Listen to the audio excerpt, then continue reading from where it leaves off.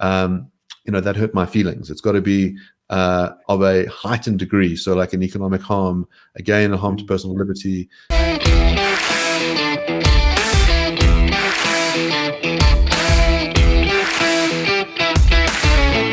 Please go check out rebelstoreZA.com.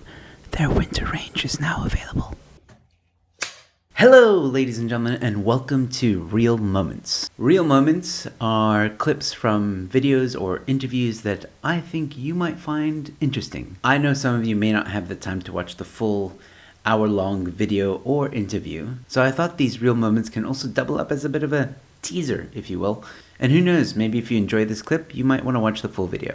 Links to the full video or interview are always in the description below. Also, if you want to donate to the show, there's a link in the description for you to do just that. You can now contribute to the show for as little as 40 Rand a month via debit order. Also, there are now some exclusive perks if you're a member. T's and C's apply. This is only available through Quicket. Or you can visit my website for various options on how to contribute to the show. Donations are not a must, but they're greatly appreciated and go a long way to supporting the channel. And of course, subscribing is always free. With that being said, ladies and gentlemen, here is your real moment. Mark, why don't you go ahead and tell us, as an advocate, what is the definition of free speech?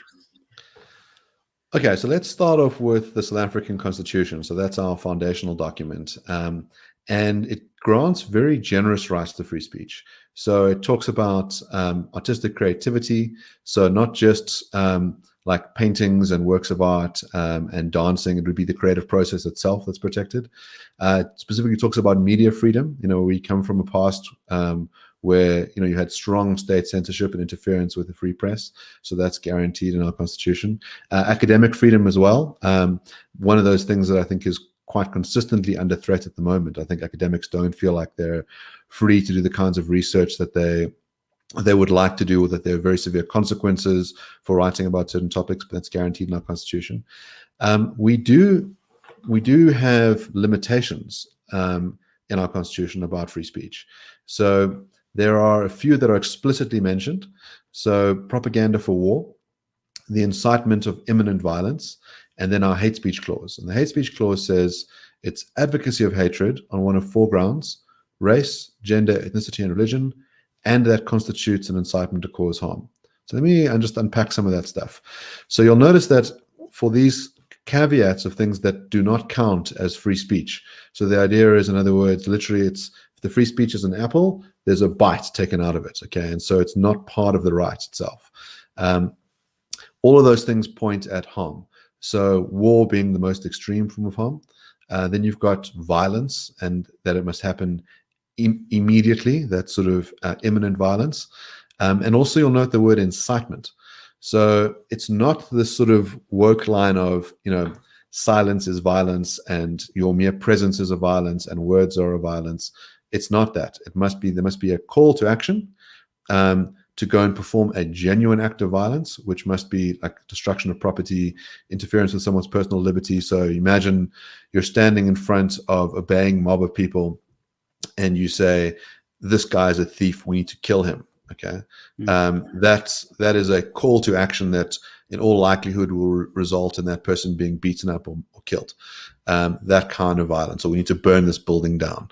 And then hate speech, sort of what it does, it says, okay, we're going to have these 4 protected categories. And the argument for those categories is that there is a history of persecution against people on the grounds of their race or their religion or their sex. And so those things must be taken into account and get sort of elevated protection. So we remove imminent. It doesn't have to be the harm is going to be now, but it is not a direct harm. It's not using a racial epithet against someone. It's, again, recalls an incitement to, a call to action. So, and it's harm, not violence. So lowered threshold.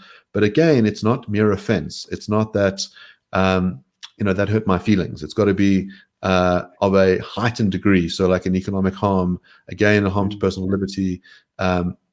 So yeah, that gives you a landscape of where our kind of free speech rights look in our constitution.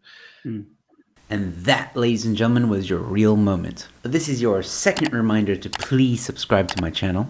Please like and comment below. Let me know what you think. If you enjoyed this content, please share it with friends and family. Also check out the Joe Emilio Show Telegram channel. It's a channel, not a group, so you won't be bombarded by weird memes and information. It's really just a notification channel for you to be notified of all my upcoming uploads and live streams. Link is in the description. You can also watch more of my content here or here, somewhere in this general area. Just check it out. You might like it. With that being said, ladies and gentlemen, stay safe, be kind to one another, and I'll see you at the next one. Cheers.